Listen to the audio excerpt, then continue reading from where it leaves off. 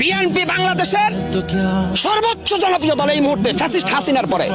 BNP কিন্তু মানুষ তারেক জিয়ার জন্য করে না, খালেদা জিয়ার জন্য করে না, বিএনপি করে শহীদ রাষ্ট্রপতি প্রেসিডেন্ট জিয়াউর রহমানের আদর্শে। জিয়াউর রহমানের অবদানকে যারা অস্বীকার করবে তারা স্বাধীনতায় বিশ্বাসী না, শুধুমাত্র ফ্যাসিস্ট খুনি হাসিনা জিয়াউর রহমানকে খুনি বলছে। কিন্তু জিয়াউর রহমান এদেশে সর্বপ্রথম খাল খনন করেছেন, জিয়াউর রহমান ইরাক ইরানের যুদ্ধ বন্ধ করেছেন, জিয়াউর রহমান সৌদিতে নিম গাছ যেটা জিয়া গাছ হিসেবে পরিচিত সেটা রোপণ করেছেন।